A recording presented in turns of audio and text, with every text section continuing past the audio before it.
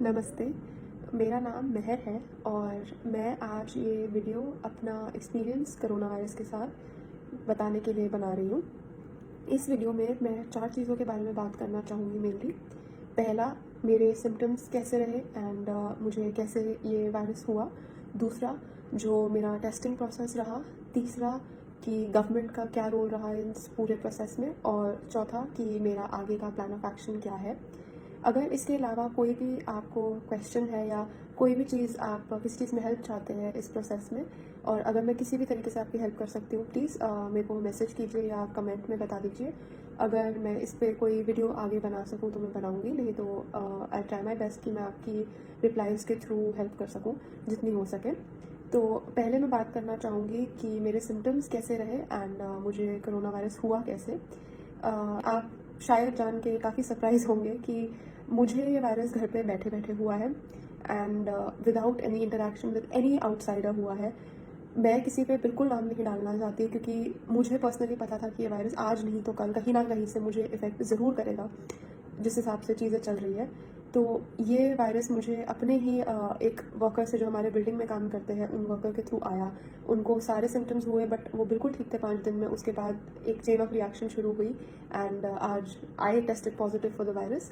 पर मैं बिल्कुल भी किसी के ऊपर ये नाम नहीं डालूँगी कि किसी के कारण मुझे हुआ या उन्होंने कुछ किया, बिकॉज़ ये एक सच्चाई है कि ये वायरस कहीं से भी आ सकता है, किसी को भी हो सकता है। एंड किसी पे नाम डालना, किसी डॉक्टर पे नाम डालना, किसी काम करने वाले पे नाम डालना is not the right thing to do. इससे करके कुछ नहीं होने वाला। सिम्पटम्स की बात करें तो जो पहला सिम्पटम मेरे हिसाब से जो था, जो नॉन फीवर रिलेटेड था, मेरे मुँह में 25 मई को एक बहुत कड़वा टेस्ट आया, एक बहुत ही मेटालिक बिटर टेस्ट आया। जिस दिन मैंने अपनी मदर को उसी दिन इन्फॉर्म कर दिया था कि मेरे मुँह में एक बहुत बिटर टेस्ट है एंड मुझे कुछ ठीक नहीं लग रहा। मैंने उस दिन अपनी सारी घर की कॉमन रिस्पॉन्सिबिलिटीज़ गिव अप कर दी। मैं खाना नहीं बना रही थी किचन में, मैंने अपने यूटेंसिल्स अलग कर दिए एंड मैं किसी को पैनिक नहीं कराना चाहती थी, इसलिए मैंने ये चीज़ काफ़ी अपने एंड से सीक्रेटिवली करी ताकि मैं अपने तरफ से सबसे दूरी मेंटेन कर सकूँ। मैंने मास्क पहना, किचन में कोई मेरे कमरे में आ रहा था, मैं मास्क पहन रही थी ये बोल के कि हमारी बिल्डिंग में किसी को ऐसा हुआ, तो इसलिए मैं अपने तरफ से प्रिकॉशन ले रही थी। 29 मई की सुबह जब मैं उठी तो मुझे हल्का फीवरिश फील हुआ और बॉडी गर्म फील हुई। बहुत मेरी टांगों में दर्द हो रही थी और बहुत बैक में दर्द हो रही थी। मुझे लगा शायद कि मैंने एक्सरसाइज ज़्यादा कर ली है पिछले दिन या वॉक ज़्यादा कर ली है, तो मे बी इसलिए वो दर्द हो रही है। लेकिन वो दर्द उठने के 2-3 घंटे के बाद भी थी काफ़ी ज़्यादा, और वो टेम्परेचर मुझे महसूस हो रहा था कि मेरी बॉडी और भी ज़्यादा गर्म हो रही है। मेरे पास उस समय पे थर्मामीटर नहीं था एंड हम इतना बाहर नहीं जा रहे थे बिकॉज़ मैं नहीं चाहती थी मेरी मदर, क्योंकि उन्हें थोड़ी अंडरलाइन कंडीशंस है, मैं नहीं चाहती थी कि वो किसी और से इंटरैक्ट करे ज़्यादा। तो उस दिन मैंने केमिस्ट पे किसी को नहीं भेजा, ना मैं गई। उस दिन मेरे पास थर्मामीटर नहीं था। मेरे को बहुत थकावट महसूस हो रही थी, तो पूरे दिन ऐसे बेहोशी वाली हालत थी और मैं सो रही थी। लेकिन मुझे उस दिन मालूम चल गया था कि ये नॉर्मल बुखार नहीं है, क्योंकि मुझे पहले नॉर्मल बुखार हुआ है और वो ऐसा नहीं महसूस होता बिल्कुल भी। तो मैंने अपनी मदर को अपने कमरे में आने से मना कर दिया एंड उन्हें बोला कि अगर आप मेरा टेम्परेचर लेना आना चाहते हैं तो प्लीज़ मास्क पहन के आना। एंड अपने रूम में मेरे कोई अगर ऐसे कोई एंटर कर रहा था तो मैं मास्क पहन के उनसे बात कर रही थी एंड अपनी कोई भी आइटम बाहर कमरे से नहीं भेज रही थी, कोई प्लेट, कोई चम्मच, हर चीज़ मार्क थी। एंड दूसरे दिन ये जब मेरे पास थर्मामीटर आया, सेम सिम्टम्स थे एग्जैक्टली। अभी भी मुझे फीवर था और वो फीवर थर्मामीटर के हिसाब से 101 पे था जब मैंने सुबह देखा, और मेरी बॉडी में बहुत दर्द थी, मेरा दिमाग पूरी तरीके से घुमा हुआ था, अगर मैं इन शब्दों में बोलूँ, क्योंकि अगर मैं सीधा देख रही थी तो मुझे लग रहा है मेरा दिमाग इस तरफ देख रहा था, मैं ये सिम्टम्स समझा नहीं सकती, और वो दिमाग पूरी तरीके से घुमा हुआ था। अगर आप मुझे कुछ बोल रहे थे तो मैं उस चीज़ को रजिस्टर नहीं कर पा रही थी उस टाइम पे बिल्कुल भी। तो ये चीज़ मुझे और श्योर होती गई कि ये नॉर्मल नहीं है। मैंने अपने डॉक्टर को कॉन्टैक्ट किया, फैमिली डॉक्टर को, एंड उनको ये सिम्टम्स बताए एंड रिक्वेस्ट करी कि मैं टेस्ट करवाना चाहती हूँ, क्योंकि जहाँ तक मैंने न्यूज़ में देखा था, आपको कोई भी हॉस्पिटल एडमिट नहीं कर रहा था जब तक आपके पास एक पॉजिटिव टेस्ट की रिपोर्ट नहीं है।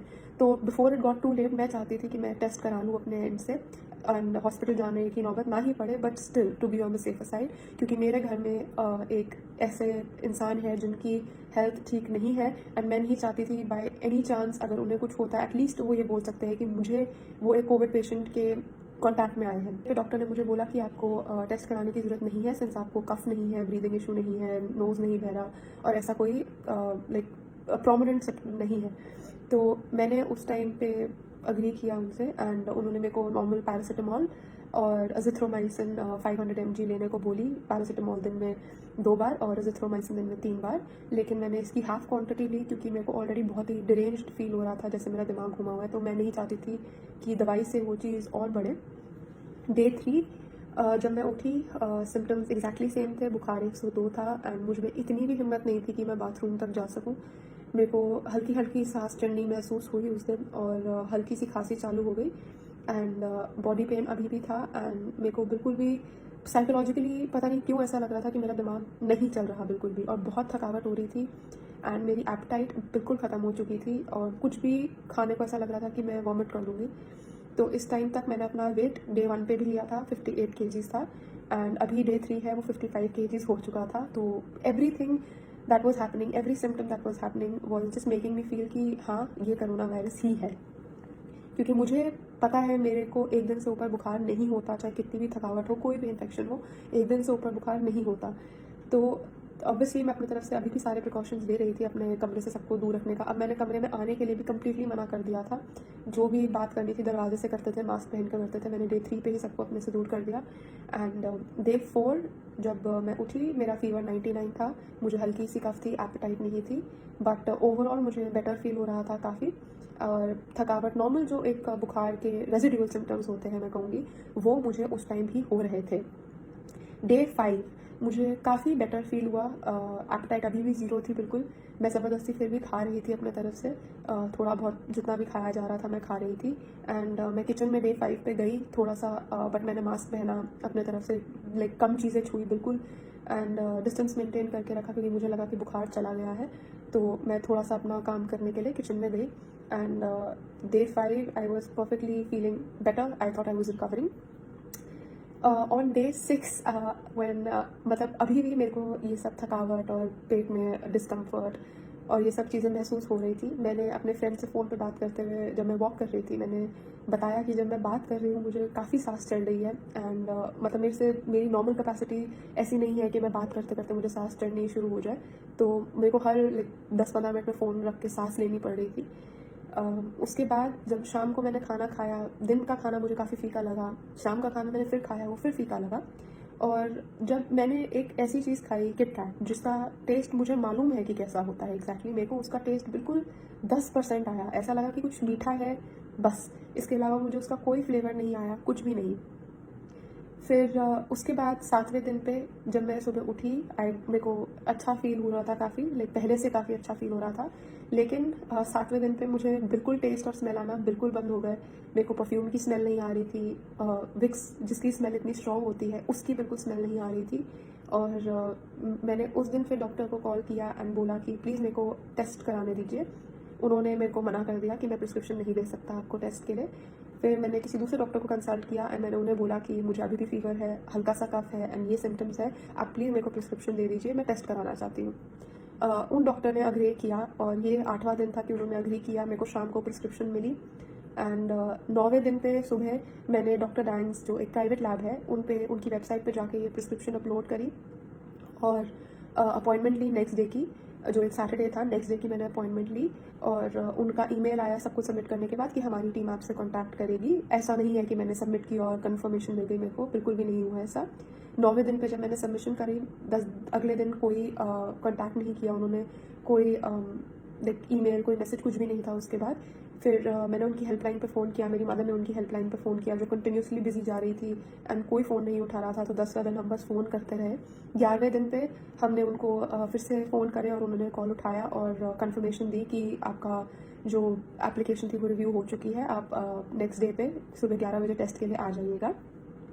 तो 12वें दिन पे 3 दिन एक टेस्ट के लिए कोशिश करते करते 12वें दिन पे मुझे टेस्ट करने का मौका मिला एंड मैं बहुत प्रिविलेज्ड हूँ कि मेरे पास आज ये रिसोर्सेज है, लैपटॉप है, फ़ोन है, पैसे हैं कि मैं जाके एक प्राइवेट टेस्ट करा सकी, दो डॉक्टर्स की कंसल्टेशन दे सकी, और ये एक बहुत बड़ा प्रिविलेज है। और मुझे नहीं पता कि गवर्नमेंट फैसिलिटीज़ कैसी है और गवर्नमेंट का हाल क्या है, ऑफ कोर्स मैंने न्यूज़ पे देखा है, लेकिन मैं अपने पर्सनल एक्सपीरियंस से नहीं बता पाऊँगी कि गवर्नमेंट वाले सिचुएशन में क्या चल रहा है।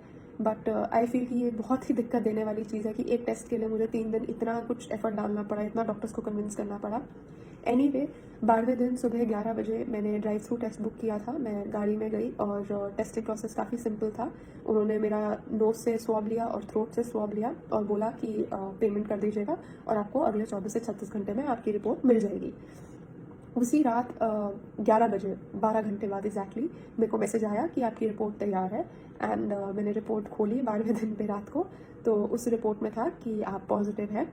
एंड टू बी ऑनेस्ट मैं इस पॉइंट पे शॉक नहीं थी बिल्कुल भी, क्योंकि मैंने ऑनलाइन जहाँ तक पढ़ा था मेरे सारे सिम्टम्स कोरोना वायरस वाले ही थे और मैं अपने तरफ से सारे प्रिकॉशंस ले रही थी इस पॉइंट तक कि ये चीज़ आगे ना पहुँचे। एंड मेरा सबसे पहला मेंटल ब्रेकडाउन ये चीज़ सोच के हुई कि अगर मेरी मदर को कुछ भी होता है, ये सिस्टम बहुत ख़राब है एंड मुझे नहीं पता मैं कैसे उस चीज़ को हैंडल करूँगी एंड कैसे सब कुछ होगा। तो ऑफकोर्स मैं काफ़ी इफ़ेक्ट हुई उस चीज़ से। एंड उस दिन से लाइक 2 दिन पहले से ही मैं कंप्लीट सेल्फ आइसोलेशन में थी। मतलब मैंने रूम से कदम भी बाहर नहीं रखा था और किसी ने मेरे रूम के अंदर कदम भी नहीं रखा था। बट आज डे 14 है, लाइक टेस्ट होने के 2 दिन बाद। मैं पिछले 5 दिन से कम्प्लीटली रूम के अंदर हूँ। उससे पहले भी रूम के अंदर थी बट कोई मेरा दरवाज़ा खोल रहा था और बात कर रहा था मुझसे, बट वो भी कम्प्लीटली बंद हो चुका है। तो 5 दिन हो गए हैं मेरे को कंप्लीट आइसोलेशन में। एंड डे 14 है। आज के जो मेरे सिम्टम्स हैं, I still have no taste, no smell. मेरी एपेटाइट थोड़ी सी वापस आई है, बट अगर मैं कुछ खा रही हूँ अभी भी मेरे को काफ़ी उल्टी जैसा फील होता है और अभी भी काफ़ी थकावट है। बट उसके अलावा मुझे कोई सिम्टम नहीं है और ये डे 14 है। जिस दिन से फीवर चढ़ा था उस दिन से लेके आज डे 14 है। और coming to the third thing, government ने क्या इनिशिएशन लिया ये जान के कि मुझे कोरोना वायरस है। मेरे को हेल्थ डिपार्टमेंट से फ़ोन आया लाइक उसी नेक्स्ट मॉर्निंग जब मेरे को टेस्ट मिला 12वें दिन पे। 13वें दिन मॉर्निंग मुझे फ़ोन आया संडे के दिन कि मैम आप ने क्यों टेस्ट कराया, आपके क्या सिम्टम्स है, क्या आपके पास एक अलग बाथरूम है, आपके घर में कौन कौन है, क्या आपको पता है आपको कैसे हुआ। एंड मैंने वो सारी इन्फॉर्मेशन उनको प्रोवाइड करी एंड उनसे पूछा कि मेरे को आगे क्या करना है। उन्होंने बस मुझे बताया कि हम आपको HCQ that is hydroxy chloroquine I think भेजेंगे, जो आपने अपनी मदर को देनी है बिना उनकी कोई मेडिकल हिस्ट्री जाने, कुछ भी जाने। उन्होंने बोल दिया कि आपने उन्हें HCQ देनी है। एंड उन्होंने बस बोला कि गवर्नमेंट ऑफिशियल आएंगे, आपके घर के बाहर सर्कुलर लगाएंगे एंड सैनिटाइजेशन करेंगे, दैट्स अबाउट इट। और अगर आपको कोई भी ज़रूरत है तो प्लीज़ इस हेल्पलाइन पे फ़ोन कीजिएगा एंड हम एम्बुलेंस या जो भी हो सके भेजेंगे। उसके बाद नेक्स्ट डे पे फिर से गवर्नमेंट ऑफिशियल्स का फ़ोन आया हेल्थ मिनिस्ट्री से और वो फ़ोन कॉल तो बहुत ही वेग था। ऐसा लग रहा था उसने मेरे को एहसान के लिए फ़ोन किया है कि हेलो क्या आप ठीक है, ठीक है, ओके बाय, बस यही उन्होंने मुझसे पूछा। And next day government officials day 14 जो आज है, आज सुबह गवर्नमेंट ऑफिशियल्स जो वर्कर्स हैं वो मेरे घर आए नीचे तक। उन्होंने बस एंट्री वे मेरी बिल्डिंग का सैनिटाइज करा, फ़ोटो खींची एंड चले गए। एंड उसके अलावा कुछ भी नहीं किया गया, कोई भी रेमेडी मतलब एज इन ये नहीं बताया गया कि मेरी मदर को टेस्ट कराना है, क्या उनका टेस्ट करना चाहिए, वो मेरे डायरेक्ट कॉन्टैक्ट में आई है, वो हाई रिस्क ग्रुप में आती है, नथिंग। एंड HCQ भी आप लोगों को पता होगा कि उसके कितने साइड इफ़ेक्ट्स हैं और उन्होंने ऑब्वियसली नहीं भेजी अब तक, तो वो भी आई डोंट नो कैसे रेकमेंड कर सकते हैं विदाउट एनी इन्फॉर्मेशन। बट ये मेरी अब तक की जर्नी रही है कोरोना वायरस के साथ एंड आगे भी जो भी होगा I will try my best कि मैं अपडेटेड रखूँ ताकि आगे ये एक्सपीरियंसेस किसी को भी हो। प्लीज़ 5 चीज़ें याद रखिएगा। नंबर 1, अगर आपको हल्का सा भी अनवेल फील होता है, आपको लगता है कि आपको बुखार खांसी हल्का सा भी लग रहा है ना, अपने आप को अलग कर लीजिए, अपने बर्तन अलग कर लीजिए, अपने रूम में आइसोलेट हो जाइए अगर आपके पास ऑप्शन है, अपना बाथरूम अलग कर लीजिए। मतलब आप उसे कोरोना वायरस की तरह ही ट्रीट कीजिए। मुझे नहीं पता अब कि कितने लोगों की टेस्टिंग हो पाएगी और क्या सिचुएशन रहेगी अब जब केसेस बढ़ेंगे। तो प्लीज़ हल्की सी भी तबीयत खराब को आप कोरोना वायरस की तरह ट्रीट कीजिए और अपने आप को आइसोलेट कर लीजिए कम्प्लीटली। अगर आप यंग है, हेल्दी है, तो चांसेस है कि आप रिकवर कर जाएंगे, अपना ध्यान रखेंगे ठीक से तो आप रिकवर कर जाएंगे। तो प्लीज़ अपने आप को आइसोलेट कीजिए।